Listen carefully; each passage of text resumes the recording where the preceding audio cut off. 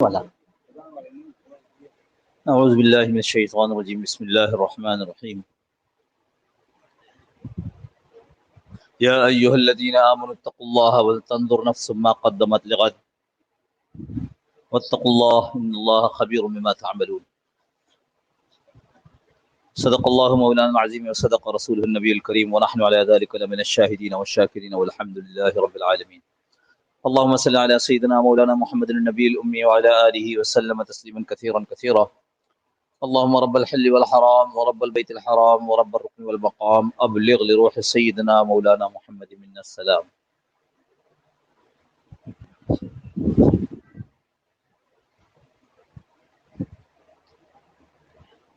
اللہ جل جلالہ و من والہ نے یہ ہم پر بڑا احسان فرمایا کہ ایک زبردست مہینہ ہمیں عطا فرما دیا. برسوں گزرے، برسوں، ہر سال یہ مہینہ آیا، ہر سال ہم نے اس کی ناقدری کی، ہر سال ہم نے اس کی مبارک برکتوں کو ضائع کیا. اللہ نے اس ناقدری کی سزا میں رمضان کا ہم مہینہ ہم سے چھینا نہیں، ہمیں زندہ رکھا.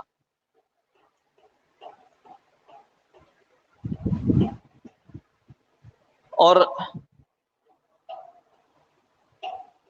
جب یہ مہینہ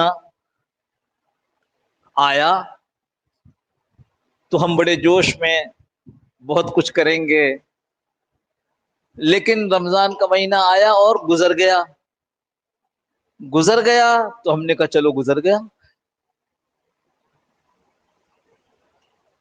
ایسے کسی کے ہاتھ سے لاکھوں روپے نکل جاویں تو کئی دن، کتنے دن پریشان رہے گا. ارے بھائی وہ لاکھ روپے تھے میرے پاس، ضائع ہو گئے، نکل گئے. لاکھ روپے ضائع کرنے کا افسوس اور قیمتی رمضان نکل گیا، کوئی افسوس نہیں، بس کہتے نکل گیا. ایک دوسرے کو مبارکباد دیتے ہیں، رمضان مبارک ہو، عید مبارک ہو، آج اعتکاف مبارک ہو، پتہ نہیں جو چیزیں ہیں وہ سارے مبارک ہو. یا ایھا الذین آمنوا اتقوا اللہ، اے ایمان والو اللہ سے ڈرو. ولتنظر نفس ما قدمت لغد، ذرا دیکھو تو صحیح تم نے کل کے لیے کیا بھیجا ہے. یہ جو رمضان گزارا، بولتے ہوئے ذرا سا ڈر سا لگتا ہے، رمضان جو گزارا، ارے یہ آگے گیا یا نہیں گیا؟ یہ جو سحری کی، یہ سحری وہاں پہنچی کہ نہیں پہنچی کہ مجھ پر رحمت نازل ہوئی تھی؟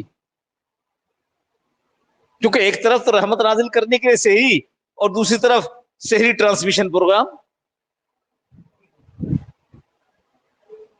روزہ رکھا تھا، روزہ وہاں پہنچا کہ نہیں؟ وَلْتَنْظُرْ نَفْسٌ مَا قَدَّمَتْ لِغَدْ، ہر آدمی یہ دیکھے ما قدمت لغد، کل کے لیے اس نے کیا بھیجا.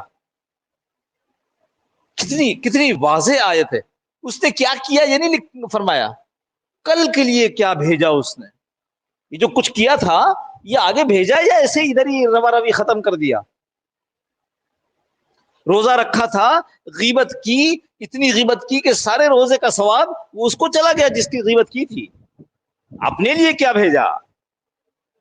ہمارے حضرت رحمۃ اللہ فرمایا کرتے تھے کہ بزرگوں کے کلام میں یہ دیکھا ہے کہ یہ جو نیک لوگ ہوتے تھے ابتدائی زمانے میں، یہ رمضان کے 6 مہینہ پہلے یہ دعا کرتے تھے کہ اللہ ہمیں رمضان عطا فرما دے. اور رمضان گزرنے کے بعد 6 مہینے تک یہ تشویش اور استغفار کہ اللہ ہمارے رمضان کو قبول فرما لے. ہاں، رمضان کو قبول فرما لے. یہ معمولی بات تھوڑی ہے. کوئی سخی آپ کو کوئی چیز بار بار دے رہا ہے اور بار بار اس کو ضائع کر رہے ہیں، یہ کوئی اچھی بات ہے؟ اس سخی کا بس چلے تو وہ سخی کو جو دی ہوئی چیزیں وہ بھی چھین لے، لیکن سخی ایسے ہوتے نہیں ہیں.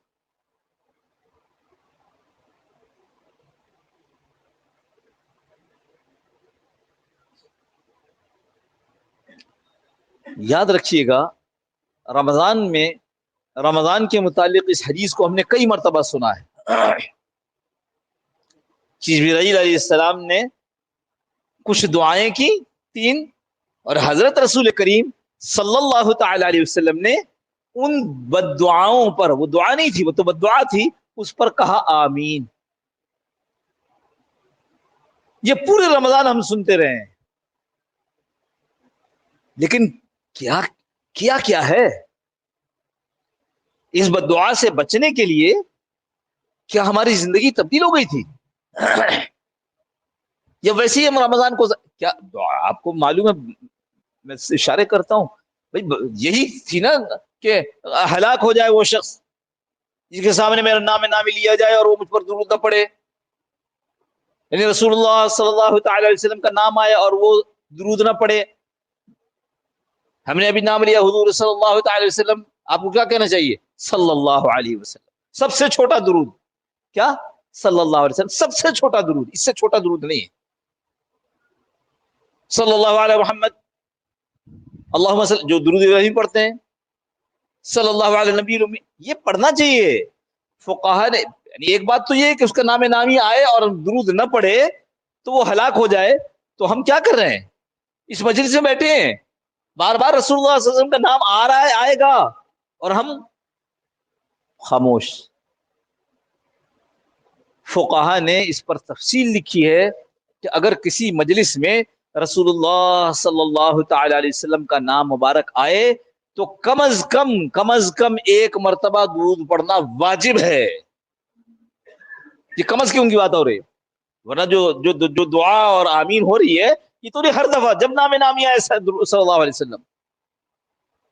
چلانے کے لیے نہیں کہہ رہے، یہ نہیں کہہ رہے کہ اس کا اعلان کرو،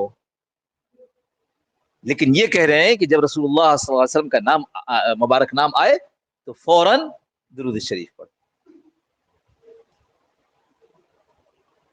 دوسری سیڑھی چڑھے ہیں، ہلاک ہو جائے، برباد ہو جائے وہ شخص جو رمضان کو پاوے، دخل علیہ رمضان، رمضان اس پر آ جاوے اور وہ اپنی مغفرت نہ کروا سکے۔ حضور صلی اللہ علیہ وسلم ارشاد فرما رہے ہیں آمین، یعنی جو تم بدعا کر رہے ہو کہ وہ ہلاک ہو جائے، برباد ہو جائے، میں کہتا ہوں اللہ کرے، آمین کا مطلب کیا ہے؟ اللہ کرے ایسا ہی ہو۔ بتاؤ، حضرت صلی اللہ علیہ وسلم ارشاد فرما رہے ہیں۔ اور تیسری، وہ جس کے والدین میں دونوں یا ایک زندہ ہو اور وہ ان کی خدمت کر کے اپنی مغفرت نہ کروا لے، فرمایا آمین۔ حضور صلی اللہ علیہ وسلم کی بدعا کو کیا سمجھتے ہیں؟ آپ صلی اللہ تعالی علیہ وسلم رحمت للعالمین تھے، بلکہ ہیں، اپنی ذات کے لیے کبھی بدعا نہیں دی ہے، لیکن دین کے واسطے جب مسائل آئے تو دعا بھی کی ہے۔ اور آپ صلی اللہ علیہ وسلم کی بدعا حرف بحرف پورا ہوا کرتی ہے، یہ یاد رکھیے گا۔ یہ کھیل نہیں ہے جو علماء آپ کو سارا رمضان سناتے رہے، اس لیے کھیل میں کہہ رہا ہوں لفظ کہ اس کے بعد ہم نے تو اس کو سوچا ہی نہیں کہ وہ مغفرت ہوئی کہ نہیں ہوئی، کئی رسول اللہ علیہ وسلم کے بدعا کے مستحق تو نہیں بن گئے۔ مکہ مکرمہ کا زمانہ، بیت اللہ کے پاس حضرت صلی اللہ تعالی علیہ وسلم نماز پڑھ رہے ہیں۔ ایک بات میں اکثر دہراتا ہوں، پھر دہرا دیتا ہوں تاکہ جو نئے لوگ ہوتے ہیں کبھی کبھی، یا جو لوگ پہلے نہیں سن سکے ہوں ہمارے بیانات میں، تو یہ کہنا ٹھیک نہیں ہے کہ نماز 12 سال 10 سال 11 سال 12 سال کے بعد آئی۔ یہ کہنا ٹھیک نہیں ہے کہ جب معراج ہوا تب نماز آئی، اس سے پہلے نماز نہیں تھی، یہ غلط ہے۔ جس وقت جبرائیل علیہ السلام پہلی وحی لے کر آئے ہیں اس وقت نماز آ گئی۔ اللہ کے نبی صلی اللہ علیہ وسلم کو نماز سکھائی گئی، وضو سکھایا گیا اور نماز پڑھی، اور یہ بکثرت یہ بات روایات میں موجود ہے کہ حضرت صلی اللہ تعالی علیہ وسلم اس کے بعد گھر میں نماز پڑھایا کرتے تھے، اور حضرت خدیجہ رضی اللہ عنہ، حضرت علی رضی اللہ عنہ، حضرت ابوبکر کا بھی، اور حضرت زید بن حارث ان کے پیچھے نماز پڑھا کرتے تھے۔ اور تو اور بہت معروف روایت ہے، بہت معروف، جس پر دھیان نہیں دیتے، سنی سنائی کو چلاتے رہتے، وہ دھیان کس پر دینا چاہیے؟ حضرت عمر رضی اللہ عنہ تشریف حاضر خدمت ہوئے اسلام قبول کرنے کے لیے، اور اس کے بعد اسلام قبول کیا ہے، اور جو نعرہ لگایا تکبیر اللہ اکبر، عمر جیسا آدمی جو ہے اس نے اسلام کو قبول کر لیا ہے۔ حضرت عمر رضی اللہ عنہ، اللہ کے رسول ہم حق پر نہیں ہیں؟ کہو حق پر، تو پھر ہم چھپ کر یہاں دار ارقم میں نماز کیوں پڑھتے ہیں؟ چلے بیت اللہ میں. اور حضور صلی اللہ تعالی علیہ وسلم نے بیت اللہ میں جا کر نماز ادا کی، ایسے کہ آپ صلی اللہ علیہ وسلم آگے تھے، پیچھے ایک صف بنی. یاد رکھیے تواتر کے ساتھ یہ بات موجود ہے کہ عمر رضی اللہ عنہ اسلام لانے والے 40ویں شخص تھے، تو اگر عورتوں کو اس میں سے ابھی نکال دیں پھر بھی 40ویں آدمی تھے، تو ایک لمبی صف تو ہوگی نا. اس صف کے ایک طرف حضرت حمزہ کھڑے ہوئے، ایک طرف حضرت عمر کھڑے ہوئے. اب کافروں میں ہمت ہے تو آگے کچھ کر کے دکھاوے. لہذا نماز تھی. اب آئیے جس بات پر میں بات کر رہا ہوں، آپ صلی اللہ علیہ وسلم نماز پڑھ رہے تھے، ابو جہل نے اور دیگر لوگوں نے ہنسی ٹٹا مذاق جیسا وہ کرتے تھے کر رہے تھے. اور ابو جہل نے کہا کہ ایسا کر سکتا کوئی آدمی کہ جا کر کے وہ جو وہاں فلاں جگہ پر اونٹ ابھی قربان ہوئے تو ان کی اوجڑی لا کر کے ان پر ڈال دے. ایک بدبخت اٹھا اور اس نے ایسے کیا، اکیلے کیا، کس ساتھ مل کے کیا، کیسے کیا یہ نہیں لکھا، لا کر کے آپ صلی اللہ علیہ وسلم کے اوپر ڈال دیا. وہ اتنی وزنی تھی یا وہ اتنی پھیلی ہوئی تھی کہ حضرت صلی اللہ تعالی وسلم سجدے سے سر نہیں اٹھا سکے. آپ کہیں گے آپ صلی اللہ علیہ وسلم کو ذاتی تکلیف ہوئی؟ نہیں، حضرت صلی اللہ تعالی وسلم کے سامنے اللہ سے تعلق کا وقت تھا، اور اس اللہ سے تعلق کے اندر ان کافروں نے رخنا ڈالا. اور تقریباً حال ایسا ہوا کہ اگر اس حال میں رخصت ہو جاتے تو آگے کوئی نبی آنے والا نہیں تھا. حضرت زکریا علیہ السلام کو ایسی چیرا گیا، کہا خاموش رہنا، اف نہیں کیے. یہاں کیا ہو رہا ہے؟ حضرت صلی اللہ علیہ وسلم کو جب بچی نے آ کر کے یہ سب کھینچ کھانچ کر اٹھایا ہٹایا، اور اس کے بعد آپ صلی اللہ علیہ وسلم فرمایا اللہم علیک بی ابی جہل، اے اللہ ابو جہل کو پکڑ. کیوں؟ یحییٰ علیہ السلام، زکریا علیہ السلام، ان کے بعد نبوت کا سلسلہ جاری تھا، انسانوں کی ہدایت کا موقع تھا. یہاں کوئی موقع نہیں تھا. خاتم النبیین، وہ جو بدر میں کہا جا رہا ہے اللہ اپنے بندوں کی نصرت مدد فرما، اگر آج تیرے یہ بندے ختم ہو گئے تو قیامت تک تیری روح زمین پر تیری عبادت کرنے والا کوئی نہیں رہے گا. لہذا ذات کے واسطے نہیں بلکہ دین کی خاطر ایسے اٹھا. اللہم علیک ابی جہل، بعقبہ ابن معیط، بعتبہ، بشیبہ، یہ جتنے وہاں بیٹھے ہوئے تھے ان کا نام لے لے کر اللہ کے نبی صلی اللہ علیہ وسلم نے دعا فرمائی. ہمارے استاد حضرت مولانا سمیر خان صاحب رحمۃ اللہ فرمانے لگے کہ ہم لوگ دعاؤں کی قبولیت کے اندر جلد بازی کا مظاہرہ کرتے ہیں. رسول اللہ صلی اللہ علیہ وسلم نے ایک بد دعا فرمائی، جو بد دعا کئی سال کے بعد بدر میں جا کے پوری ہوئی، لیکن پوری ہوئی ہے. کبھی جلدی کبھی دیر.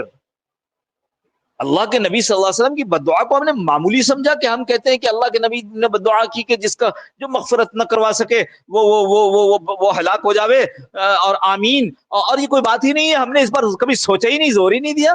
ہمارا خیال وہ گمان سنتے ہیں مولویوں سے کہ وہ ممبر پر بیٹھ کر اس طرح کی بات کرتے ہیں.